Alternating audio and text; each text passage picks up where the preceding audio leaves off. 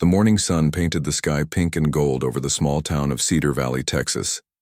Inside the white wooden church on Main Street, everything looked perfect for a wedding. White roses decorated every pew. Soft music played from the old piano.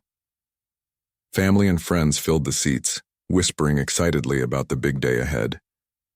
But something was terribly wrong. Lucy stood at the altar in her beautiful white dress, her hands shaking as she held a wilted bouquet.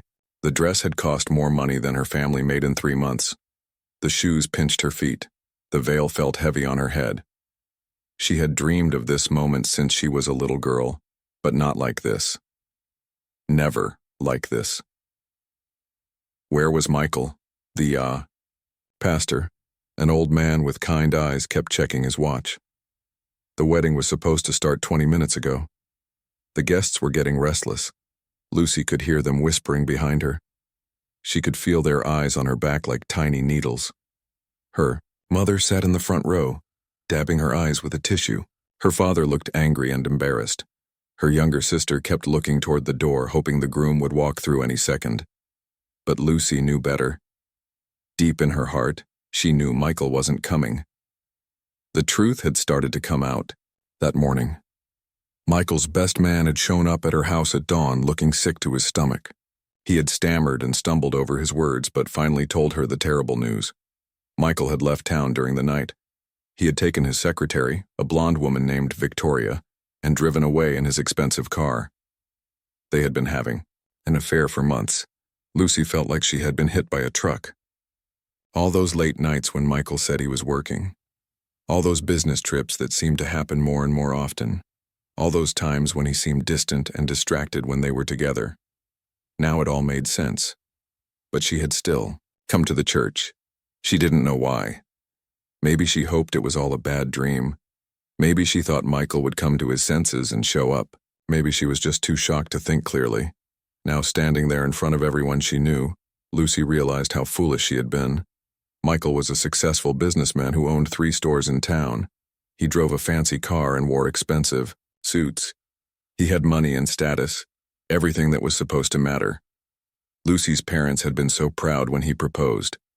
Her friends had been jealous of her big diamond ring. But he had never really loved her. She could see that now.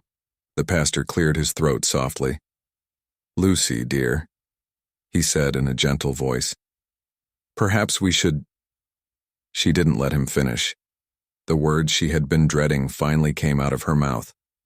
"He's not coming," she said, loud enough for everyone to hear. "Michael isn't coming." The church fell completely silent. Even the birds outside seemed to stop singing. Then the whispers started. They began as tiny sounds like rustling leaves, but quickly grew louder. Lucy could hear bits and pieces of what people were saying. "I heard he ran off with that secretary of his. Poor thing, how embarrassing. I never trusted that man anyway. What's she going to do now?" Lucy felt her cheeks burning.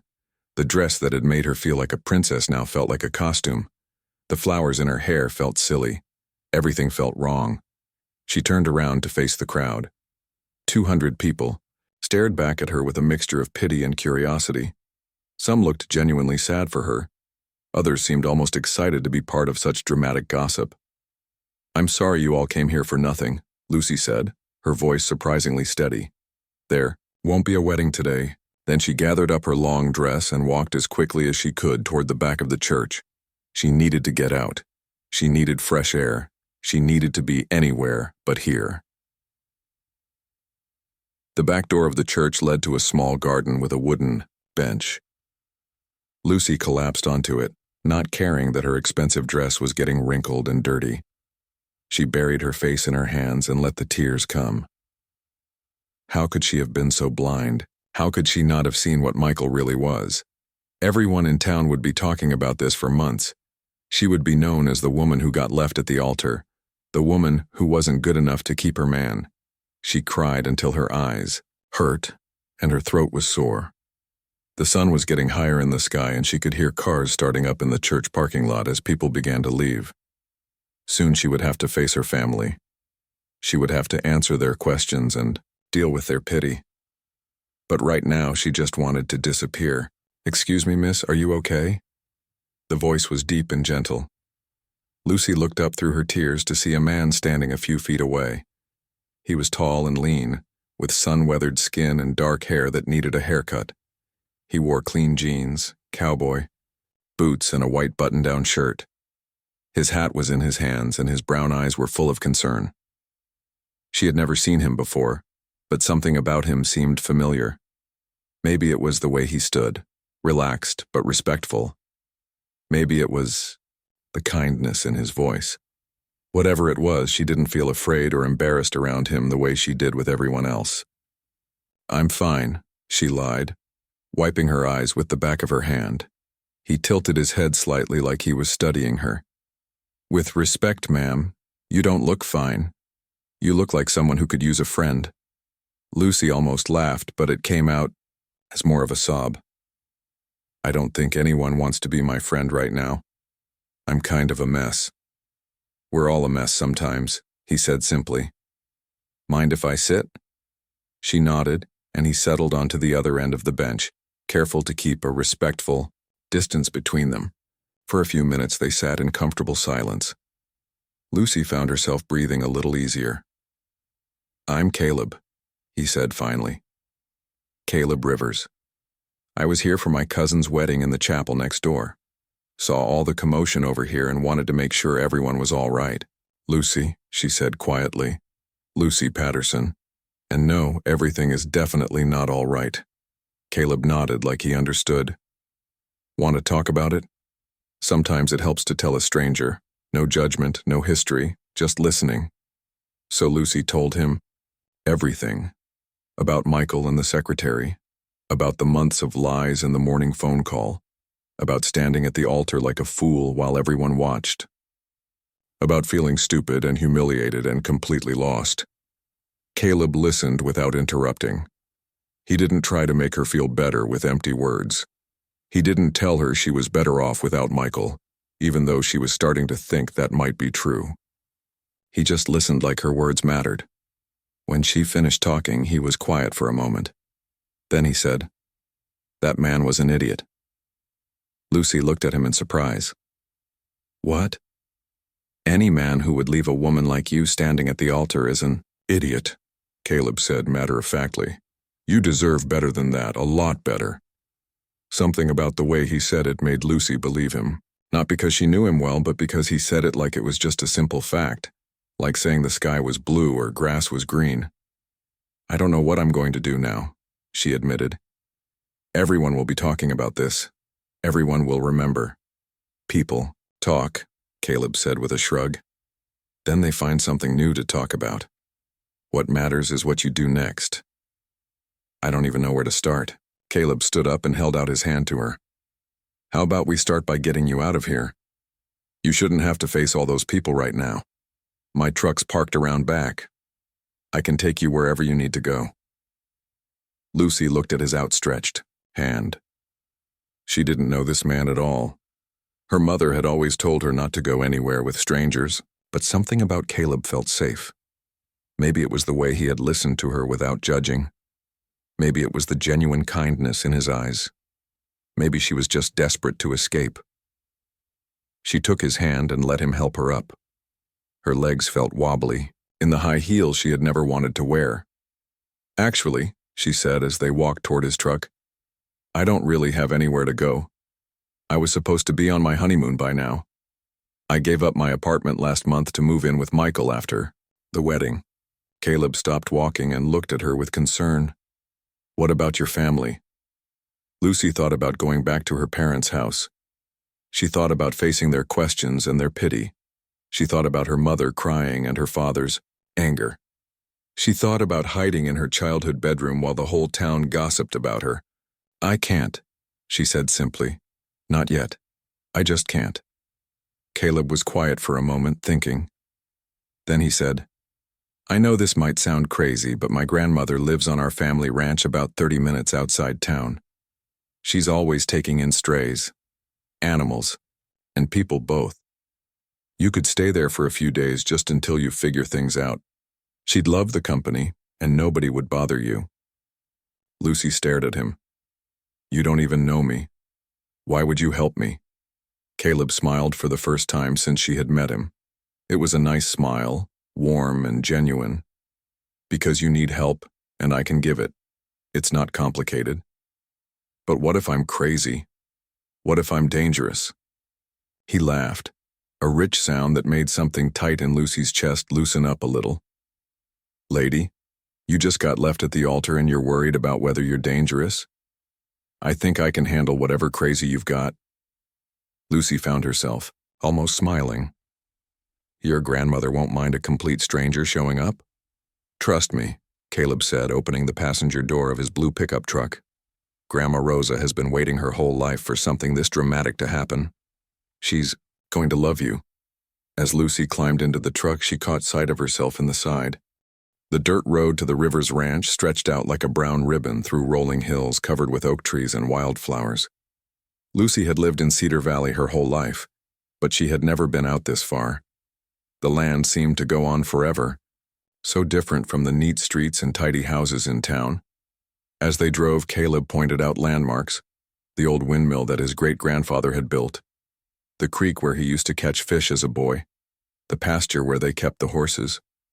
His voice was calm and easy, like he was giving a tour to an old friend instead of a runaway bride he had just met. Lucy found herself relaxing for the first time all day. The truck windows were down, and the warm air smelled like grass and sunshine, instead of the heavy perfume and nervous sweat from the church. She kicked off her painful shoes and wiggled her toes, not caring that it wasn't ladylike. There it is, Caleb said as they came over a small hill. Lucy looked ahead and saw a white farmhouse with a wraparound porch and a red tin roof. Flower boxes sat under every window, overflowing with bright blooms. A vegetable garden stretched. Along one side of the house, chickens pecked around in a fenced yard. Several horses grazed in a nearby pasture, their tails swishing lazily in the breeze. It looked like something from a postcard or a movie about simpler times. Lucy had never seen anything so peaceful. It's beautiful, she said softly. Grandma, Rosa has lived here for 60 years, Caleb said with obvious pride. She moved here when she married my grandfather, raised my dad and his brother here, then me and my sister after our parents died. I'm sorry about your parents, Lucy said. Car accident when I was 16, Caleb said simply. Grandma took us in without a second thought, been taking care of people ever since. As they pulled up to the house, the front door opened and a small woman stepped onto the porch. She looked to be in her 70s with silver hair pulled back in a neat bun and bright blue eyes that seemed to take in everything at once. She wore a flowered dress and an apron, and her face was lined with wrinkles that spoke of years of smiling. Caleb Rivers, she called out in a voice that was surprisingly strong. You weren't supposed to be back until tonight. And who is this pretty girl you've brought home? Caleb helped Lucy out of the truck, steadying her when she stumbled, a little in her long dress. Grandma, this is Lucy. She's had a rough day and needs a place to stay for a while. I told her you wouldn't mind. Rosa Rivers hurried down the porch steps with more energy than most women half her age. She took one look at Lucy's tear-stained face and wrinkled wedding dress and immediately opened her arms. Oh, honey, she said, pulling Lucy into a warm hug that smelled like flower and lavender. You look like you've been through the ringer. Come inside right now and let Rosa take care of you. Lucy found herself crying again, but these were different tears. Not the bitter tears of humiliation from earlier, but something softer. When was the last time someone had hugged her like this? Like she mattered?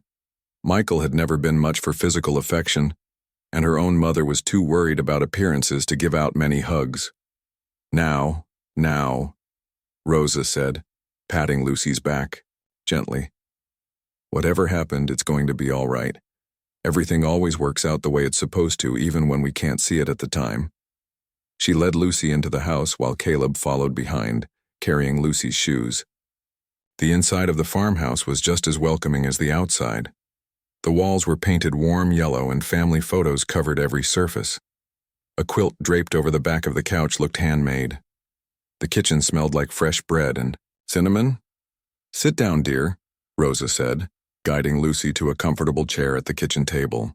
I'll make some tea and you can tell me all about it. Caleb, go wash up and then come explain to me how you found this angel. While Rosa bustled around the kitchen, Lucy took a deep breath and felt some of the tension leave her shoulders. This house felt like a home in a way that Michael's expensive apartment never had. Everything here was simple but cared for. Loved. Rosa returned with a steaming mug of tea that tasted like honey and herbs. Then she sat down across from Lucy and waited, patiently, her kind eyes encouraging but not pushing. So Lucy told her story again, about Michael and the secretary, about the wedding that never happened, about feeling lost and embarrassed and completely alone. Rosa listened with the same attention that Caleb had shown, nodding in understanding and making small sounds of sympathy. Lucy finished. Rosa reached across the table and patted her hand. That man was a fool, she said firmly. But sometimes fools do us favors without meaning to. You're better off finding out what he really was before you married him instead of after. Everyone keeps saying that, Lucy said. But it doesn't make me feel less stupid for not seeing it sooner. Love makes us all a little blind sometimes. Rosa said gently. Don't blame yourself for having a trusting heart. The world needs more people like that, not fewer. Caleb appeared in the doorway, cleaned up and wearing fresh clothes. So what's the verdict, Grandma? Can Lucy stay? Of course she can stay, Rosa said, as if the question was ridiculous. She can stay as long as she needs to. We've got plenty of room. And I'll enjoy having another woman around to talk to. Caleb's a good boy, but he's not much for conversation about anything besides horses and weather. Hey, Caleb protested with a grin. I talk about other things. Name one, Rosa challenged. Cows, Caleb said solemnly. Rosa rolled her eyes and turned back to Lucy. See what I mean? You'll be doing me a favor by staying. Now let's get you out of that dress and into something more comfortable. I've got some clothes that should fit you. An hour later, Lucy found herself wearing a simple blue sundress and sitting on the back porch with a glass of fresh lemonade. The wedding dress was hanging in the guest bedroom, and she had scrubbed off all her makeup and pulled her hair back in a simple ponytail. She felt more like herself than she had in months. Caleb was working with a young horse in the corral nearby, his voice low and patient as he encouraged the animal to trust him. Lucy found herself watching, fascinated by his gentle approach. Michael had always been impatient when things didn't go his way, but Caleb seemed to understand that some things couldn't be rushed. He's good with them, Rosa said, settling into the chair beside Lucy. Always has been, even as a little boy. Animals can sense when someone has a kind heart. How long has he been running the ranch? Lucy asked. About 5 years now, since my husband passed. It's not easy work and the money's not great, but it's honest work. Caleb could have sold this place and moved to the city, made more money doing something else. But he loves this land. It's in his blood. Lucy thought about Michael, who had always talked about moving to Dallas or Houston, somewhere bigger and more important than Cedar Valley. He had seen the town as something to escape from, not something to love. What about you? Rosa asked. What do you do when you're not getting married? I work at the bank, Lucy said. Did work anyway. I gave my notice last week because Michael wanted me to quit after the wedding. He said he made enough money for both of us and he wanted me to focus on being a good wife. Rosa made a small sound of disapproval. And what did you want? Lucy was quiet for a moment. Nobody had asked her that question in a long time. I don't know, she admitted. I guess I never really thought about it. Michael had such strong opinions about everything, and it was easier to just go along with what he wanted. Well, now you have time to figure it out, Rosa said kindly. No rush. Sometimes the best decisions come when we stop trying so hard to make them. As the sun began to set, painting the sky in shades of pink and orange, Lucy realized she hadn't thought about Michael or the wedding disaster for over an hour.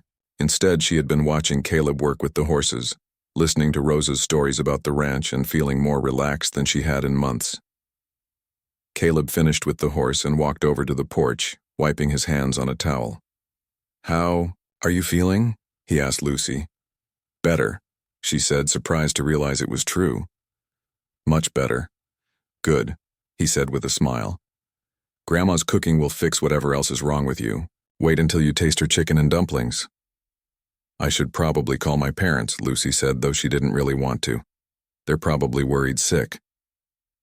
Use the phone in the kitchen, Rosa said. Take your time. The conversation with her mother was as difficult as Lucy had expected. There was crying and questions and a lot of how could he do this to us. Her father wanted to drive out to the ranch immediately to bring her home, but Lucy managed to convince them to give her a few days to think things through. When she returned to the porch, Caleb and Rosa were setting up for dinner at a small table under the oak tree. The chickens had been fed and put away for the night. The horses stood quietly in their pasture. Everything felt peaceful and right. During dinner, Lucy found herself laughing for the first time all day. Rosa told funny stories about Caleb as a boy, and Caleb shared tales about the various animals they had rescued over the years. Nobody mentioned Michael or the wedding or what Lucy was going to do next. They just enjoyed each other's company and the simple pleasure of a good meal shared with friends. As they cleaned up the dishes, Lucy insisted on helping despite Rosa's protests. It felt good to have something useful to do with her hands. At Michael's apartment, Lucy woke up to the sound of roosters crowing and sunlight streaming through her bedroom window. For a moment she was confused. This wasn't her apartment. This wasn't Michael's place either. Then everything came flooding back, and she expected to feel that crushing weight of sadness again. But she didn't. Instead, she felt something she hadn't experienced in a long time. Curiosity about what the day might bring. She could hear voices from the kitchen below and smell coffee brewing. After dressing in another of Rosa's simple dresses, she made her way downstairs to find Caleb and his grandmother, already up and moving. "Good morning, sunshine," Rosa called out cheerfully. "I hope you slept well." "Better than I have in weeks," Lucy admitted, accepting a steaming mug of coffee. "What time do you usually get up around here?" "Dawn," Caleb said with a grin. "Animals don't care if it's Saturday or if you stayed up late. They want their breakfast on time." "I could help," Lucy offered. "I don't know much about ranch work, but I can learn." Caleb looked surprised. "You don't have to do that. You're a guest."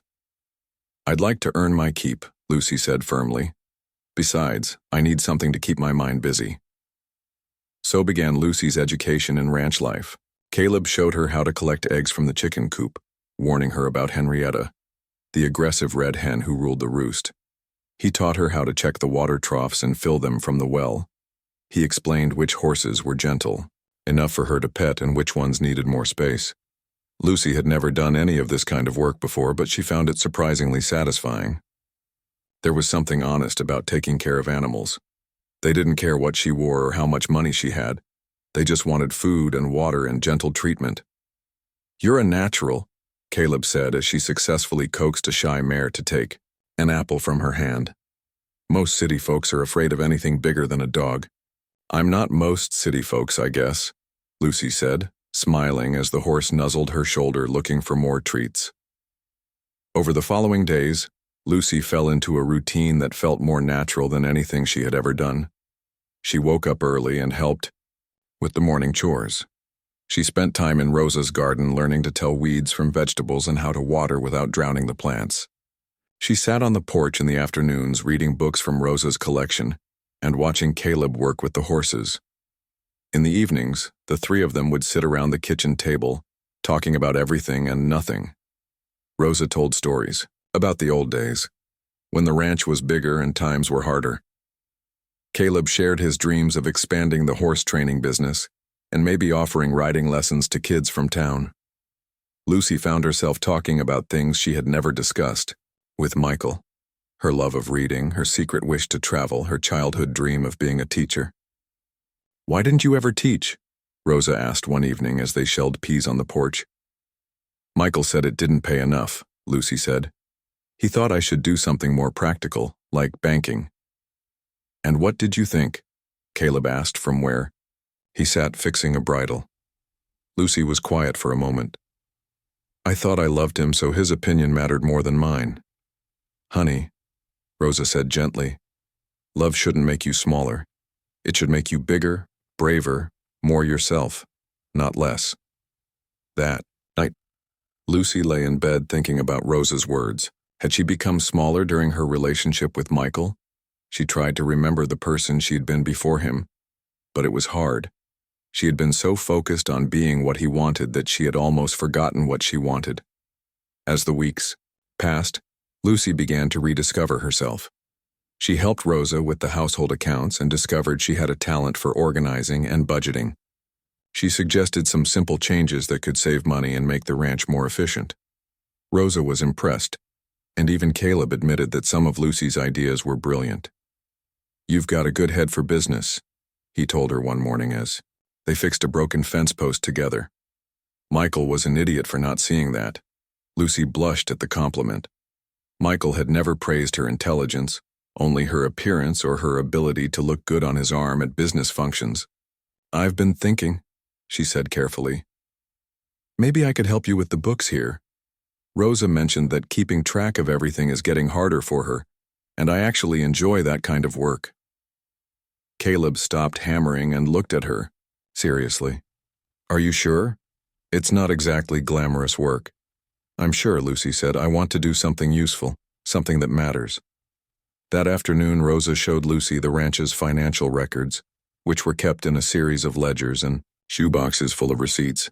It was a mess, but Lucy could see the potential underneath the chaos. She spent the next few days organizing everything, creating a system that would be easy to maintain.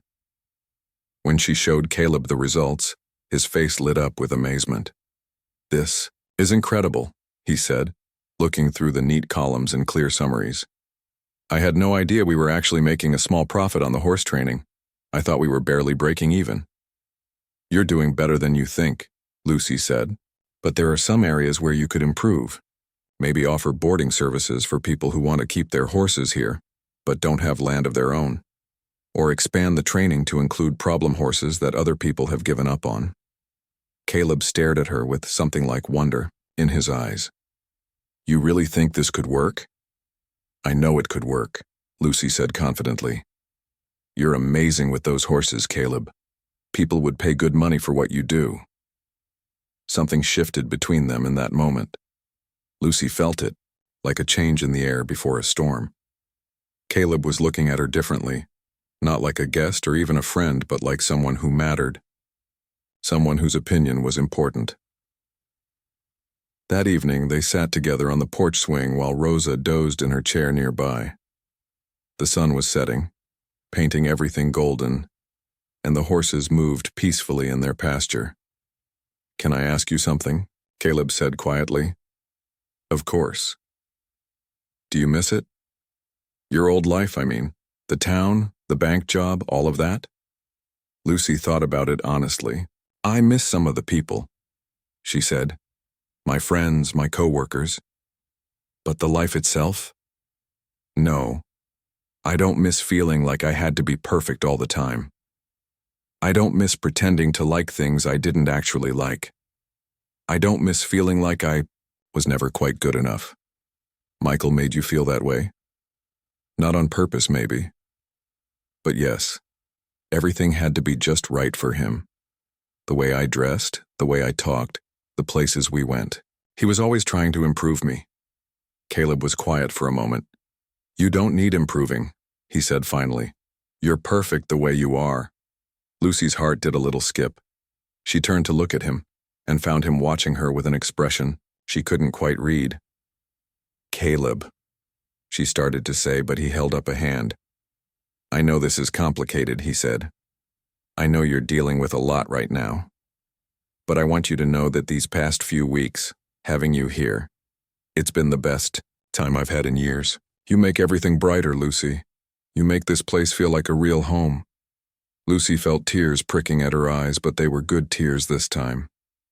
"You saved me," she whispered. "That day at the church, you saved my life. You saved mine, too," Caleb said softly. "I just didn't know I needed saving until you showed up." They sat in comfortable silence, watching the stars come out one by one. Lucy thought about how different this was from her relationship with Michael. There was no pressure here, no expectations. Just two people who enjoyed being together. who made each other better without trying to change each other. Lucy? Caleb said, his voice uncertain. Would it be all right if I kissed you? Instead of answering, Lucy leaned closer to him. When their lips met, it was gentle and sweet and nothing like the demanding kisses Michael used to give her. This felt like a question and an answer all at once. This felt like coming home. When they broke apart, both of them were smiling. I should probably tell you something, Caleb said, looking embarrassed. I haven't done this in a while, dating, I mean. The last woman I was with, she left because she said ranch life was too boring. Said I wasn't ambitious enough for her. Then she was as stupid as Michael, Lucy said firmly. There's nothing boring about what you do here. You're building something real, something that matters. That's not boring, that's brave. Caleb smiled and tucked a strand of hair behind her ear. How did I get so lucky that you walked into my life? I think it was the other way around, Lucy said. You walked into mine at exactly the right moment. As they sat together under the stars, Lucy realized that for the first time in her adult life, she wasn't worried about the future. She wasn't making plans or trying to control what happened next. She was just enjoying this moment, this feeling of being exactly where she belonged. Lucy had been living at the ranch for almost 2 months when everything changed. She was in the garden picking tomatoes for Rosa's famous salsa when she heard a car coming up the dirt road. Cars were rare out here, and usually meant either good news or trouble. This time it was trouble. The black sedan looked out of place among the pickup trucks and farm equipment. Lucy felt her stomach drop as she recognized it. Michael's car. Her hands started shaking as she watched him get out, dressed in an expensive suit that probably cost more than most people made in a month. He looked around the ranch with obvious distaste, like he was visiting a foreign country where he didn't speak the language. When he spotted Lucy in the garden, his face broke into what he probably thought was a charming smile. Lucy, sweetheart, he called out, walking toward her with his arms open like nothing had happened. I've been looking everywhere for you. Lucy stood frozen among the tomato plants, dirt on her hands and an old straw hat on her head. She was wearing one of Rosa's simple dresses, and she knew she looked nothing like the polished woman Michael had expected to marry. What are you doing here, Michael? She asked, surprised by how steady her voice sounded. I came to bring you home, he said, stopping a few feet away from her. I came to apologize and make things right between us. Make things right? Lucy repeated. You left me at the altar, Michael. You ran away with your secretary. How exactly do you plan to make that right? Michael had the grace to look ashamed, at least. That was a mistake. The biggest mistake of my life. Victoria meant nothing to me, Lucy. It was just cold feet, just panic about getting married. You know how I get when I'm stressed. Lucy stared at him in amazement. Cold feet? You had an affair, Michael. For months. That's not cold feet. That's betrayal. I know, Michael said quickly. But it's over now. Victoria and I were done. She was just a distraction, a way to avoid dealing with my fears about commitment. But I'm ready now, Lucy. I'm ready to be the husband you deserve. From the corner of her eye, Lucy saw Caleb emerge from the barn. He had obviously heard the car and come to see what was happening. When he saw Michael, his expression hardened, but he stayed where he was, giving Lucy space to handle this on her own. You're 2 months too late, Lucy said quietly. I'm not the same person I was when you left me standing at that altar. I can see that, Michael said, looking her up and down with disapproval. But don't worry, we can fix all of this. Get you back to town, buy you some proper clothes, maybe book that honeymoon trip we planned. We can start over, pretend none of this ever happened. I don't want to pretend, Lucy said firmly, and I don't want to start over with you. Michael's facade started to crack. Come on, Lucy. You can't be serious about this place. Look around, it's a farm. You're living in the middle of nowhere with strangers doing manual labor.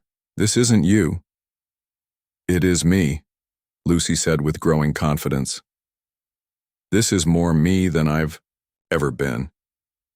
You're confused, Michael said, his voice taking on the patronizing tone she remembered so well. You're hurt and you're not thinking clearly. I understand that. But you belong with me, Lucy. We had plans. a life together. You can't just throw that all away because of one mistake. One mistake? Lucy's voice rose. Michael, you cheated on me for months. You humiliated me in front of everyone I know. You made me feel like I wasn't good enough for you. That's not one mistake. That's who you are. Caleb started walking toward them, his stride purposeful. Lucy felt a rush of gratitude that he was there, but also a spike of worry. Michael could be cruel when he didn't get his way. Is this him? Michael asked, noticing Caleb's approach. Is this the cowboy you've been playing house with? Lucy, seriously, you can't think this is going to last. What can he give you? What kind of future can he offer? A better one than you ever did, Lucy said without hesitation. Michael laughed, but it wasn't a pleasant sound. Really? Look at this place, Lucy. Look at what you've become. You're living in a shack, doing farm work, pretending to be someone you're not. How long do you think the novelty will last? How long before you get tired of being poor? We're not poor, Caleb said quietly as he reached them. We might not have as much money as you, but we're not poor. Michael looked Caleb up and down dismissively. And you are? Caleb Rivers, Caleb said, not offering his hand. This is my family's ranch. Ah, the knight in shining armor, Michael said with a sneer. Tell me, cowboy, what exactly are your intentions with my fiancée? Ex-fiancée, Lucy corrected sharply. And Caleb's intentions are none of your business. Everything about you is my business, Michael said, his mask slipping completely now. We've been together for 3 years, Lucy. 3 years of my life invested in you. You can't just walk away because you got your feelings hurt. Invested in me? Lucy repeated. I'm not a stock portfolio, Michael. I'm a person. A person who was perfectly happy with our life until this cowboy filled your head with romantic nonsense, Michael shot back. You think this is love? This is just a rebound, Lucy. A way to get back at me. But it won't last. When the excitement wears off and you realize what you've given up, you'll come crawling back. Caleb stepped closer to Lucy, not threateningly, but protectively. I think you should leave now, he said calmly. I'm not talking to you, Michael snapped. I'm talking to my future wife. I am not your future wife, Lucy said, her voice ringing with conviction. I'm not your anything, Michael. What we had is over. It was over the moment you chose Victoria over me. You're making a huge mistake, Michael said, his face red with anger. You think this is some fairy tale? You think love conquers all? Wake up, Lucy. Love doesn't pay the bills. Love doesn't give you security or status or a future. I can give you all of those things. But can you give her respect? Caleb asked quietly. Can you give her honesty? Can you make her feel like she matters for who she is, not what she can do for you? Michael turned on him furiously. Don't lecture me about Lucy. I know her better than you ever will. I know what she needs, what she wants. No, you don't, Lucy said firmly.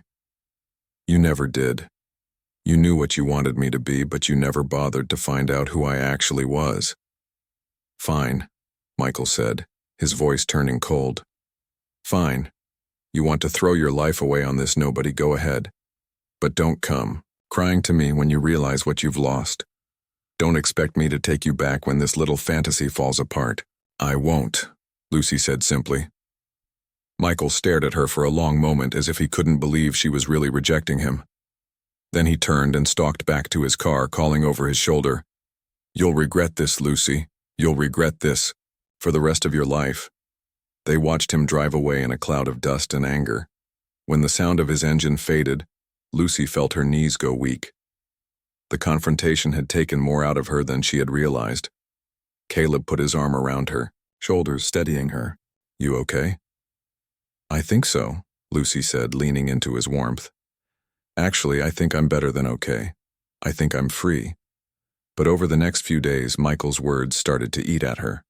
Not because she believed them, but because she worried that Caleb might. She caught him looking at her thoughtfully sometimes, like he was seeing her differently. The doubt came to a head one evening when she overheard Caleb talking to his friend Jake on the phone. She hadn't meant to eavesdrop, but she was coming. back from the garden when she heard her name. "I don't know, Jake," Caleb was saying as he sat on the porch steps. "Maybe that guy was right. Maybe I am being selfish, keeping her here. She's smart, educated, used to a different kind of life. What if she's just settling because she's hurt and confused?" Lucy froze behind the corner of the house, her heart sinking. "She says she's happy here," Caleb continued. "But what if that's just the novelty talking? What if she wakes up one day and realizes she's trapped herself in a life that's beneath her?" Lucy couldn't listen to anymore. She crept back to her room, feeling like the ground had shifted beneath her feet. Was that really what Caleb thought? That she was settling? That she was too good for this life? The next morning she was quiet during chores. When Caleb asked if she was feeling all right, she just nodded and said she was tired. But inside she was churning with hurt and confusion. That afternoon a storm rolled in suddenly, as they often did in Texas. The sky turned dark green, and the wind picked up fiercely. Caleb rushed to get the horses into the barn while Lucy and Rosa secured anything loose around the house. But one of the younger horses, a colt named Thunder, panicked at the thunder and broke through the fence. Caleb went after him immediately. But the rain was coming down in sheets and the wind was howling. Lucy grabbed a rain slicker and followed, despite Rosa's protests. She found Caleb in the back pasture trying to calm the terrified horse while rain poured down on them both. "Go back to the house," Caleb shouted over the storm. "It's not safe out here." "I'm not leaving you," Lucy shouted back, moving slowly toward the horse. "Thunder knows me. Let me help." Together they managed to calm the colt and lead him back to safety. By the time they reached the barn, they were both soaked through and shivering. But the horse was safe, and that was what mattered. As they stood in the barn catching their breath, Caleb looked at Lucy with something like awe. "You could have been hurt," he said. "You could have stayed safe in the house." 6 months after the storm that changed everything, Lucy stood in front of the mirror in Rosa's bedroom, smoothing down the simple cream-colored dress she had chosen for her wedding day. This dress was nothing like the elaborate gown she had worn to marry Michael. This one was soft and comfortable, with delicate lace sleeves and a flowing skirt that moved like water when she walked. "You look perfect, dear," Rosa said from behind her, adjusting the wildflower crown they had made together that morning. "Like you're glowing from the inside out." Lucy smiled at her reflection. She did look different than she had 6 months ago. Her skin was lightly tanned from working outside. Her hair was longer and softer, no longer styled into the perfect waves Michael had preferred. Her hands showed the calluses of honest work, and her eyes held a peace that had never been there before. "Are you nervous?" Rosa asked, pinning a few loose strands of hair into place. "Not even a little bit," Lucy said, and meant it. "I've never been more sure of anything in my life." Through the window, she could see the backyard where Caleb and his friends were setting up chairs and hanging lights from the oak trees. The whole thing was simple and beautiful, exactly what she had wanted. No fancy church, no hundreds of guests she barely knew, no pressure to be perfect. Just family and friends celebrating love in the place that had become her home. Her parents had driven out from town that morning, along with her sister and a few close friends from work. Her mother had cried when she saw the ranch, though Lucy wasn't sure if they were happy tears or sad ones. Her father had been quiet, taking in everything with the careful eye of a man trying to understand his daughter's choices.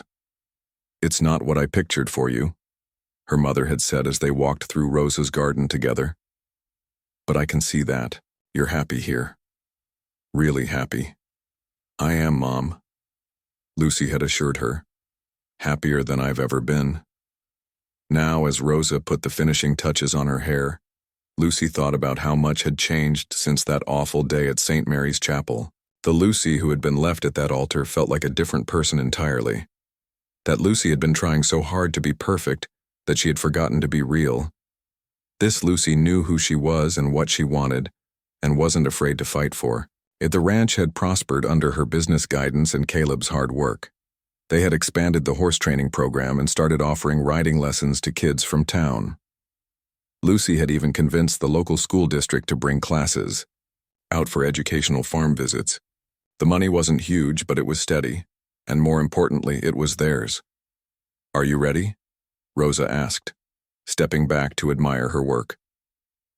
Lucy took one last look in the mirror, then turned to embrace the woman who had become like a grandmother to her. "I'm ready." Outside, their guests were taking their seats on the simple wooden chairs Caleb had made himself.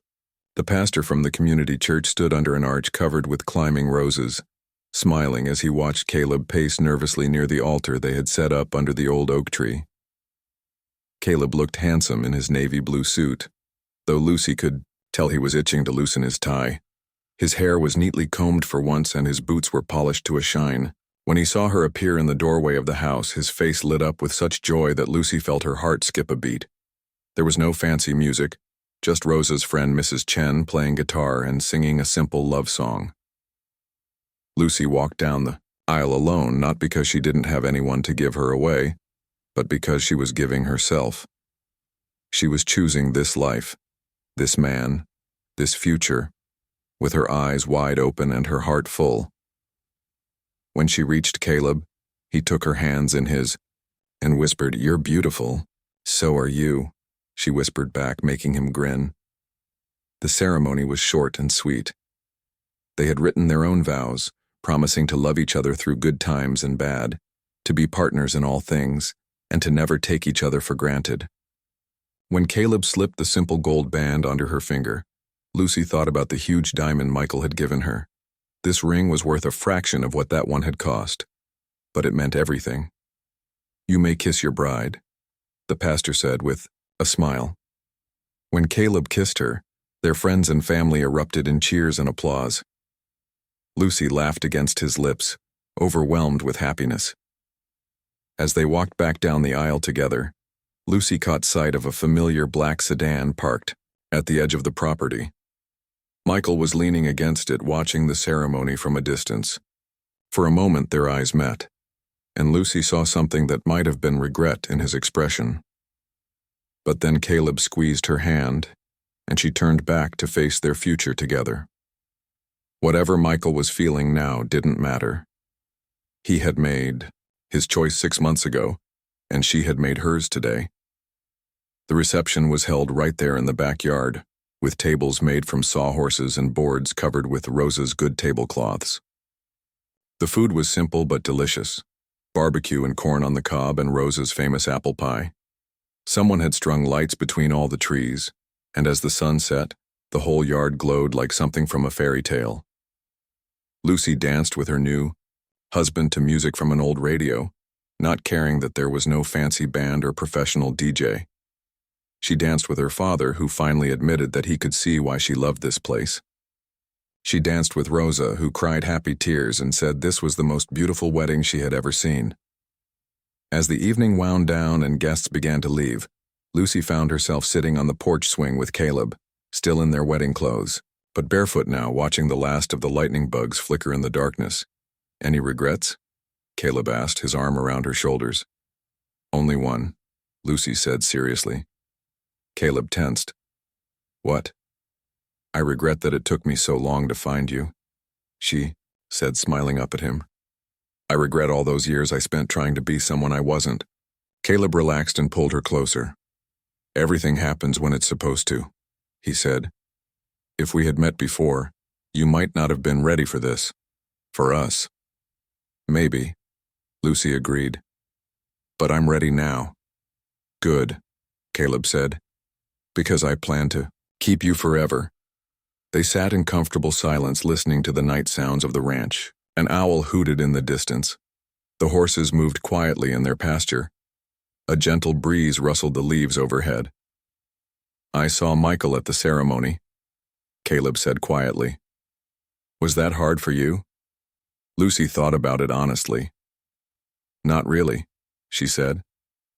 "I felt sorry for him, actually. He looked so lost. But I didn't feel anything else. No anger, no hurt, no regret. Just nothing." "That's probably the best possible outcome," Caleb said. "He gave me a gift in a way," Lucy said. "By leaving me at that altar, he set me free to find my real life, my real love." Caleb turned to look at her in the dim light from the house. "I love you, Mrs. Rivers. I love you too, Mr. Rivers, Lucy said, trying out her new name. It felt right, like coming home. A year later, Lucy stood in the same garden where she had first met Michael when he came to the ranch. But now she was holding a tiny baby girl with dark hair and bright eyes, while Caleb worked with a new horse in the corral nearby. Little Rose, named for Grandma Rosa, gurgled contentedly in her mother's arms, reaching for the bright flowers, with chubby fingers. The ranch was busier now, with more horses and more students coming for lessons. Lucy had started teaching again, running an outdoor education program that brought city kids to learn about farm life. Look at her, Rosa said, joining Lucy in the garden. She's going to be a heartbreaker just like her mama. I hope she's smarter than her mama was, Lucy said with a laugh. I hope she knows her own worth from the beginning. She will, Rosa said confidently. With parents like you and Caleb, how could she not? As if he knew they were talking about him, Caleb looked over from the corral and waved. Lucy waved back, her heart still skipping a beat at the sight of him. Some things never changed. Michael had left town not long after their wedding, finally accepting that Lucy had moved on. She heard through mutual friends that he had married Victoria after all, though the gossip was that they were already having problems. Lucy wished them well, in a distant sort of way. Everyone deserved to find happiness, even if it took them a while to figure out what that meant. That evening, as they sat on the porch watching Rose play with the barn cats, Caleb reached over and took Lucy's hand. Do you ever wonder what would have happened if I hadn't gone to the church that day? He asked. No, Lucy said firmly. Because you did go. You were exactly where you needed to be. Exactly when I needed you to be there. Fate? Caleb asked with a smile. Fate, Lucy agreed. Or maybe just good timing and an even better heart. As the sun set over the ranch, painting the sky in shades of pink and gold, Lucy thought about that scared, broken woman who had collapsed on the church steps 6 months ago. That woman had thought her life was over. She had thought she would never trust again, never love again, never be truly happy. She had been wrong about all of it. Sometimes the worst thing that could happen to you turned out to be the best thing. Sometimes getting your heart broken was just life's way of making room for something better. Sometimes the man who said he would cherish you forever actually meant it. And sometimes, if you were very lucky, forever really did begin with a simple act of kindness from a stranger who saw you at your lowest moment and decided to help anyway. Lucy squeezed Caleb's hand and smiled, watching their daughter discover the world one wonder at a time.